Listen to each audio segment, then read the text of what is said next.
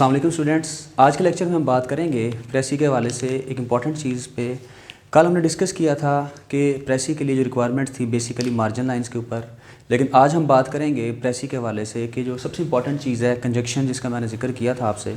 तो आइए डिटेल में बात करते हैं कंजक्शंस को लेकर। सबसे पहले अगर हम कंजक्शंस को देखें तो सबसे इसमें इम्पॉर्टेंट चीज़ है कि कंजक्शन है क्या।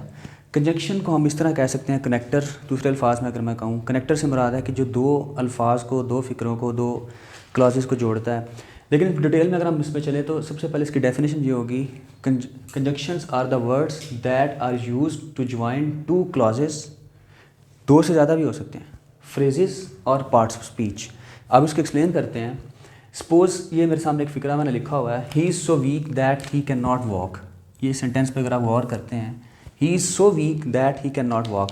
अब सबसे पहले हमें समझने की ज़रूरत है कि क्लॉज है क्या। ये मैंने क्लॉज की एग्जांपल लिखी है। अक्सर स्टूडेंट्स जो हैं क्वेश्चन करते हैं कि क्लॉजेस क्या होते हैं, तो क्लॉजेस के बारे में हम डिस्कस करें। क्लॉज के लिए, क्लॉज बेसिकली एक ऐसे बड़े फ़िक्रे का हिस्सा होता है जिसके अंदर डिफरेंट लेवल्स पे अपना सब्जेक्ट और अपना वर्ब मौजूद होता है। अगर मैं इस फिक्रे को देखूँ तो यहाँ पे आपको ये पूरा सेंटेंस यूँ कुछ मिलेगा, ऐसे। ये पूरा एक सेंटेंस है। अब इस सेंटेंस के अंदर दो हिस्से हैं। ये दैट जो है बेसिकली ये कंजक्शन है। यहाँ पे एक सेंटेंस है और यहाँ पे एक सेंटेंस है। अब इन दोनों सेंटेंसेस के अंदर अगर मैं देखूँ तो सब्जेक्ट क्या है, काम करने वाला, यहाँ पे ही, और यहाँ पे जो इसके बारे में ये सिंपल वर्ब है, is. He is so weak, और ये इसके आगे क्वालिटी बताई गई है। आगे कंजक्शन लग गई that he can not walk. यहाँ पे दोबारा से सब्जेक्ट, और ये जो है walk, it is again verb. ये ऑक्सिलरी है, ये हेल्पिंग वर्ब कह सकते हैं आपसे। तो इस फिक्रे के अंदर बेसिकली फ़िक्रा कहाँ पे ख़त्म हो रहा है, वॉक पे। इन फिक्रे के अंदर दो हिस्से थे, दो हिस्सों को दैट की मदद से जोड़ा गया और दोनों साइड्स पे अपना सब्जेक्ट और अपना वर्ब मौजूद है। इधर भी अपना सब्जेक्ट और अपना वर्ब मौजूद है। तो ऐसा सेंटेंस जिसके अंदर अपना सब्जेक्ट और अपना वर्ब हो, और जो बड़े फिक्रे में अंदर दो तीन इस तरह के सेंटेंसेस मिलें, इनको हम क्लॉजेस बोलते हैं। तो इस फिक्रे के अंदर बेसिकली दो क्लॉज हैं, एक ये क्लॉज है और एक ये क्लॉज है। दोनों को ज्वाइन किया गया है दैट की मदद से। तो दैट क्या है, कंजक्शन, जो कि दो फिक्रों को आपस में ज्वाइन कर रही है। अगर हम दैट नहीं लगाते तो यहाँ पे फुल स्टॉप लगा देते हैं, फिर हम दोबारा से इस फिक्रे पे फुल स्टॉप लगाते हैं। तो कंजक्शन ने करना क्या है, बेसिकली वो जो फुल स्टॉप है उसको एक लेवल पे लेके आना है। तो ये मिसाल थी क्लॉज टू अनदर क्लॉज, कि जिसके अंदर हम एक क्लॉज को दूसरे क्लॉज के अंदर ज्वाइन करते हैं। अगर ये फिक्रा इस तरह आ जाए simple separate, he can not walk, तो ये एक अलग सेंटेंस, इंडिपेंडेंट सेंटेंस एग्जिस्ट कर रहा है। लेकिन जब दो तीन इसी तरह के फिक्रे जो हैं जिनको हम अंदर कंजक्शन लगा के एक हेड के अंदर ले आते हैं, then it becomes clauses.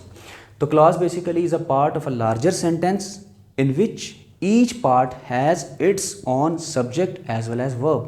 Simply, clause क्या है, एक बड़े फिक्रे का ऐसा हिस्सा जिसके अंदर अपना सब्जेक्ट और अपना वर्ब मौजूद है। अब दूसरी एग्जांपल करते हैं। जैसे कि मैंने बताया, क्लॉजेस को, फ्रेजेस को और पार्ट्स ऑफ स्पीच को, डिफरेंट पार्ट्स ऑफ स्पीच को आपस में कनेक्ट करती हैं कंजक्शंस।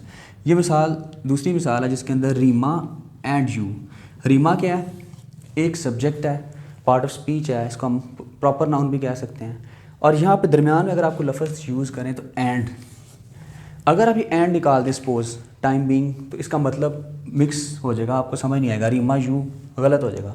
तो कंजक्शन ने क्या करना है, थोड़ा सा पॉज दे के कंजक्शन बता रही है कि रीमा और तुमने मिल के, रीमा एंड यू ये प्रोनाउन है, Reema and you have done this work.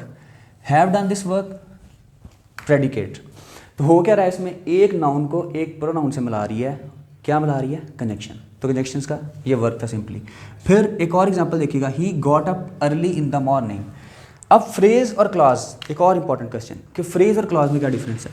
ये तो हो गया सब्जेक्ट ही, गॉट अप हो गया वर्ब, तो सब्जेक्ट और वर्ब हो गया। अब ये जो फिक्र है अर्ली इन द मॉर्निंग, इसको हम कहेंगे फ्रेज। फ्रेज होता क्या है, फ्रेज एक फिक्रे का ऐसा हिस्सा होता है सब्जेक्ट और वर्ब को छोड़ के जो एक्स्ट्रा इन्फॉर्मेशन ऐड कर रहा होता है, लाइक एन एडवर्ब। ये बेसिकली इसको हम कह सकते हैं एक बड़े फिक्रे के अंदर, in a larger sentence it's a partial information, एक जुज़वी तौर पे थोड़ी सी इन्फॉर्मेशन ऐड करता है। ये किसी जगह के बारे में बता सकता है, टाइम के बारे में बता सकता है, पोजीशन के बारे में बता सकता है। तो basically it's a type of adverb but it usually consist of more than one words. Okay, तो he got up early in the morning and फिर कंजक्शन आ गई, अंडर द ओपन स्काई, किसके नीचे? खुले आसमान के नीचे। अब खुले आसमान के नीचे एक छोटी सी इन्फॉर्मेशन है, इसके अंदर अपना सब्जेक्ट और अपना वर्ब नहीं है, सिर्फ एक पैच है इन्फॉर्मेशन का, एक छोटा सा टुकड़ा है। इसी तरह early in the morning information का एक छोटा सा टुकड़ा है। तो ये दोनों जब मिलेंगे तो क्या बन जाएंगे? दो फ्रेजेज हैं। तो इसको जो है कंजक्शन ने क्या किया, एंड ने इन दोनों फ्रेजेस को आपस में ज्वाइन कर दिया। ओके, अब हम चलते हैं टाइप्स ऑफ कंजक्शन की तरफ, कि different types of conjunction categorically हम इनको स्टडी करेंगे और देखेंगे इसका क्या यूज़ है, प्रेसी के अंदर इसका बेसिकली क्या पर्पस है और किस तरह ये आपको हेल्प आउट करती है, क्योंकि सबसे इंपॉर्टेंट पार्ट यही है। सबसे पहले जो कंजक्शन आती है हमारे पास, that is called coordinate conjunction. Coordinate का मतलब क्या होता है? कोऑर्डिनेट का मतलब होता है मसलन आपकी बॉडी के अंदर बहुत से कोऑर्डिनेट मसल्स हैं। कोऑर्डिनेट का मतलब होता है राब्ता पैदा करना, कोऑर्डिनेशन, राब्ता, कोऑपरेशन। अब कोऑर्डिनेटेड कंजक्शन क्या है? जो डिफरेंट इंडिपेंडेंट चीज़ों के दरमियान, इंडिपेंडेंट वर्ड्स हों, इंडिपेंडेंट क्लॉजेज हों, इंडिपेंडेंट फ्रेजेज हों, इनके दरमियान जो राब्ता पैदा कर दें, वो कंजक्शंस क्या कहलाएंगी? Coordinate conjunctions. इसकी सिंपल सी मिसाल, जैसे मैं कहना चाहता हूँ ही इज़ ब्यूटीफुल, आगे दूसरी क्वालिटी अगर मैंने ऐड करनी है तो मेरे पास दो ऑप्शंस हैं। या तो मैं लिखूँगा he is beautiful person full stop, he is an honest person full stop. जितने फुल स्टॉप लगाता जाऊँगा अब लेंथ ज़्यादा होती जा रही है, लेकिन कंजक्शन ने क्या करना है, इसकी दो इंडिपेंडेंट क्वालिटीज़ हैं, ब्यूटीफुल भी है और ऑनेस्ट भी है, इन दोनों का आपस में लिंक नहीं है। He is beautiful and honest, तो एंड ने क्या किया, वो जो आपका दोबारा से ही इज़ लगाने वाला काम था उसको ट्रिम किया, रेज किया और मर्ज कर दिया। तो कंजक्शन कितना ब्यूटीफाई करती है आपके काम में, कि इसने आपकी जो लेंथ है उसको टर्स करना है, उसको शॉर्ट करना है, कट डाउन करना है। और इसकी जो सिंपल एग्जांपल्स हैं दैट आर एंड, बट, और, नॉर, फॉर, सो, और, येट, और भी बहुत सी हैं, लेकिन ये बेसिकली जो आमतौर पे हम यूज़ करते हैं इसमें सबसे इंपॉर्टेंट एंड है, बट है। अब ये किस लिए इस्तेमाल हो रहा है? To join individual words, phrases and independent clauses. Individual words exist कर रहे हैं जो डिफरेंट हैं, मसलन फ़िक्रे के अंदर हमने डिफरेंट एग्जांपल्स देनी है। मसलन he bought chocolates and candies, he bought chocolates and biscuits on Christmas. तो ये क्या हो गया? बिस्किट्स लहदा से लिए, चॉकलेट्स लहदा से लिए। लेकिन बाज़ दफ़ा ये होता है कंजक्शन अगर आप नहीं लगाते तो वो कन्फ्यूजन पैदा हो जाती है। चॉकलेट बिस्किट्स, या हो सकता है वो बिस्किट चॉकलेट वाले हों, अब लफ्ज़ में फ़र्क आ गया। तो कंजक्शन ने क्या करना है, आपका मतलब क्लैरिफाई कर देना यहाँ पे। अब उसके बाद टॉल्स्टे वाले मैंने एक पैराग्राफ दिया था आपको प्रेसी के लिए, उसमें से मैंने एक एग्जांपल बनाई है। इसके अंदर पैराग्राफ के अंदर ये था कि टॉल्स्टे के बारे में बताया गया था कि वो पैदा हुआ बड़े एक अमीर घराने में, और जो था उसने मिडिल लाइफ के बारे में बताया गया कि सिंप्लीफाई किया अपने आप को, सिंप्लिसिटी में ज़िंदगी गुजारी, अपनी सारी जो उसने वेल्थ थी उसको डोनेट किया, बुक्स लिखी और गुर्बत में डेथ होगी। अब उसके बारे में मैंने इसमें लाइन बनाई है, टॉल्स्टेज फेम, उसकी जो फेम है, Tolstoy's fame mainly depends upon his writings and generosity. अब मैंने दो क्वालिटीज़ को प्रेसी के अंदर क्या करना होता है, बाज़ दफ़ा आपने डिफरेंट आइडियाज़ को समेटना होता है। सपोज़ आपके पास एक पैराग्राफ आ जाता है, जिस तरह हम कल बात कर रहे थे पॉपुलेशन के साइड इफ़ेक्ट्स के ऊपर। तो पॉपुलेशन के जो मेन साइड इफ़ेक्ट्स हैं, आप बजाय उसके ऊपर पूरा डिटेल में एट लेंथ लिखने में आप कंजक्शन से करते क्या हैं, आप उसको उठाएंगे और आराम से मर्ज कर लेंगे। जैसे टॉल्स्टेज फेम मेनली डिपेंड्स अपॉन, हमने मेन उसमें से रीज़न निकाली, दो चीज़ें मेन जो थी, क्योंकि प्रेसी के पास हमने साइड डिटेल्स एवेपोरेट करनी है, उसको रिमूव कर देना है। तो मेन जो चीज़ें निकालने, मेन आइडियाज़ को एक्सट्रैक्ट करके हम कंजक्शन की मदद से जोड़ेंगे। जिस तरह यहाँ पे राइटिंग्स और जनरॉसिटी, ये दो आइडियाज़ थे, हम ज़्यादा डिटेल में नहीं गए।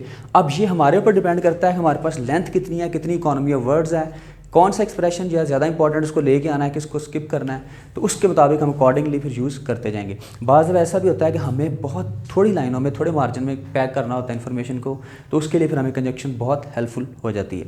इसके बाद आ गया जी दूसरी इसकी टाइप, सबऑर्डिनेट कंजक्शन। अब सबऑर्डिनेट कंजक्शन क्या है? बेसिकली सबऑर्डिनेट से मुराद लफ्ज़ी तौर पर इसका मतलब होता है मुलाजम, मातहत, किसी के अंडर काम करना, सबसर्विएंट होना। तो सबऑर्डिनेट का मतलब किसी के लो होना। अब सबऑर्डिनेट कंजक्शंस वो होती हैं जो कोऑर्डिनेट थी, इसने तो राब्ता पैदा करना था, राब्ता तब पैदा किया जाता है दो चीज़ें जब इंडिपेंडेंट होती हैं।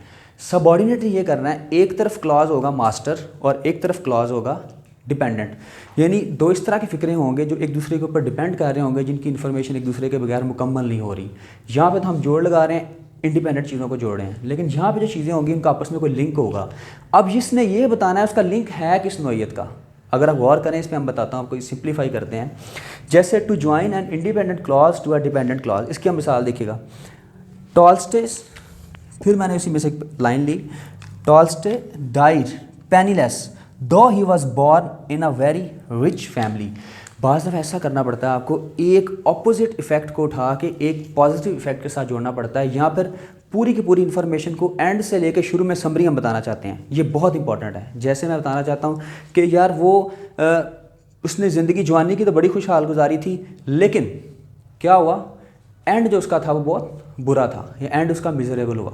ठीक है, वो बहुत जिस तरह हम हेमिंगवे के बारे में बताना चाहते हैं, प्रिसाइजली अगर हम बताते हैं, दो हेमिंगवे मोटिवेटेड या preached about optimism through all his life, but he commit suicide in the later phase of his life.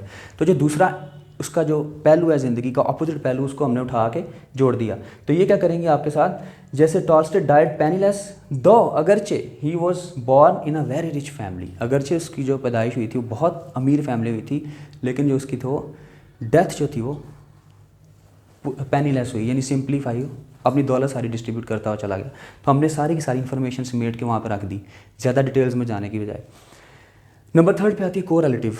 Correlative का जो ज़्यादा यूज़ है ये बहुत कम इस्तेमाल होती हैं, लेकिन इनका जो मेन यूज़ होता है वो ये होता है, मैं जो समझता हूँ इसका स्ट्रेस देने के लिए। अब स्ट्रेस से क्या मुराद है, बाज़ दफ़ा हमें किसी आइडिया के ऊपर स्ट्रेस देना पड़ता है। अगर मैं आपको सिंप्लीफाई लफ्ज़ों में यूँ कहूँगा, कोरिलेटिव की जगह पे हम आम तौर पे कोऑर्डिनेट भी यूज़ कर सकते हैं, जैसे कि मिसालों से हम देखेंगे। अच्छा, कोरिलेटिव से मुराद ये होता है कि दोनों क्लॉजेज़ के साथ, दोनों फ़िक्रे के हिस्सों के साथ ये जुड़ेंगी। कैसे, ये 2 पार्ट्स में होगी, बोथ एंड, इसकी एक मिसाल है। उसके बाद आ गया जी आइदर और, एक और मिसाल है, बोथ एंड, आइदर और, neither nor, not only but also, आमतौर पर ये मिसालें हैं, और भी बहुत सी एग्जांपल्स हैं। अगर हम इस पर देखें तो बात करें, he is both a fool and a knave. अगर हम इसको सिंप्लीफाई लिखते कोऑर्डिनेट कंजक्शन के साथ, he is a fool and a नेव, ठीक हो जाना था। लेकिन यहाँ पे बोथ ने क्या किया, स्ट्रेस दे दिया।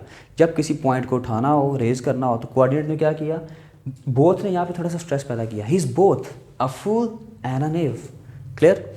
फिर she has none else but her mother, she has no one else but her mother, she has only her mother. अगर हम यहाँ पे यूँ भी लिख देते तो चल जाना था, लेकिन इसने क्या किया, पहले थोड़ा सा स्ट्रेस बनाया, you has, she has none else, उसके पास कोई और नहीं लेकिन उसकी माँ के अलावा। तो नन एल्स, बट, और बट आल्सो और नॉट ओनली बहुत ज़्यादा इस्तेमाल होती हैं जब किसी फीचर पे हमने गौर करना हो, किसी चीज़ पे स्ट्रेस करना हो। He is not only an honest but also punctual, यानी दोनों क्वालिटीज़ को स्ट्रेस दे के बताया जा रहा है। तो कोरिलेटिव क्या करेंगी, दोनों हिस्से के साथ जुड़ती हैं और आमतौर पर दोनों को मिला देती हैं। तो ये 3 टाइप्स की कंजक्शंस थी। इसका जो प्रॉपर यूज़ है, आप इसमें यूज़ में जब प्रेसी में जाएंगे तो आपको पता चलेगा कि कितनी खूबसूरती से आप इन्फॉर्मेशन को पैक कर लेते हैं। खासकर जो सबऑर्डिनेट कंजक्शन है, कोई ऐसा इशू, कोई ऐसा मैटर जिसके अंदर कोई आइडियाज़ जो हैं वो इस तरह के आइडियाज़ पे अपने बात करनी होती है जो कि एक एलिमेंट दूसरे एलिमेंट के साथ कंट्रास्ट में जा रहा होता है, उसके ऑपोजिट जा रहा होता है। तो बजाय आप उसको पूरी सिचुएशन को एक्सप्लेन करने के, आप वहाँ पे इसको लगाएं और पूरी की पूरी सिचुएशन जो है वो पैक हो जाएगी। चलें, थैंक यू सो मच।